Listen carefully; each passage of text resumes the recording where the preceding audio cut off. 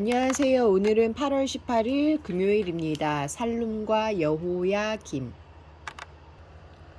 예레미야 22장 10절부터 19절까지 말씀입니다. 너희는 죽은 자를 위하여 울지 말며 그를 위하여 애통하지 말고 잡혀간 자를 위하여 슬피 울라. 그는 다시 돌아와 그 고국을 보지 못할 것임이라. 여호와께서 유다 왕 요시야의 아들 곧 그의 아버지 요시야를 이어 왕이 되었다가 이곳에서 나간 살룸에 대하여 이와 같이 말씀하시니라. 그가 이곳으로 다시 돌아오지 못하고 잡혀간 곳에서 그가 거기서 죽으리니 이 땅을 다시 보지 못하리라. 불의로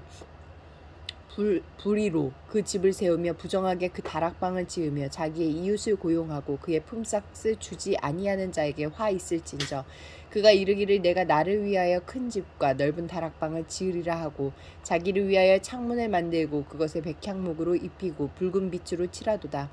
네가 백향목을 많이 사용하여 왕이 될 수 있겠느냐? 네 아버지가 먹거나 마시지 아니하였으며 정의와 공의를 행하지 아니하였느냐?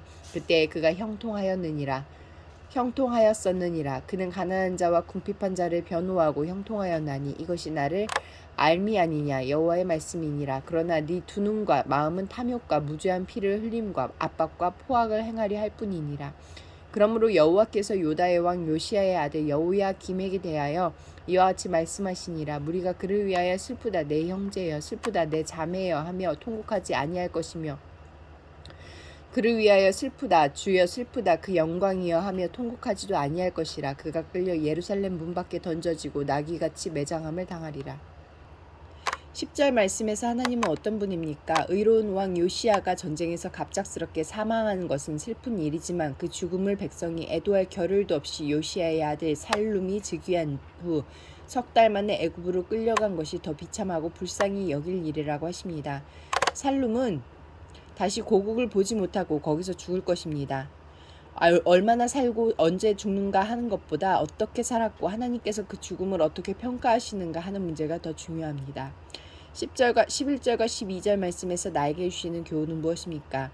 예레미야가 처음 예언을 시작한 시기는 요시야 왕 때인데 그는 유다 땅에 우상을 뿌리 뽑고 다시 하나님 말씀을 뿌리 내리려던 선한 왕이었습니다. 하지만 살룸은 왕으로 있던 단 석 달 동안 그의 조상들의 모든 행위대로 여호와 보시기에 악을 행하였다라는 평가로 요약될 정도로 아버지 요시야의 종교개혁을 수포가 되게 했습니다. 신앙을 미덕과 인격으로 빚어내는 일은 오랜 시간이 걸리지만 옛 모습으로 회귀하는 일은 한순간입니다.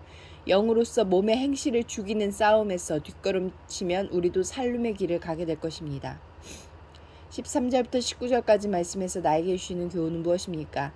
애굽 왕 느고는 친 바벨론파인 살룸을 제거하고 그의 동생인 친 애굽파 여호야김을 왕으로 세웠습니다. 여호야김은 애굽의 조공을 바치고 백성을 무임금으로 왕궁 중건에 동원했습니다. 백성의 삶이 곤궁한데 애굽의 건축 양식을 따른 왕의 궁궐은 사치스럽고 화려하기 이를 데 없었습니다.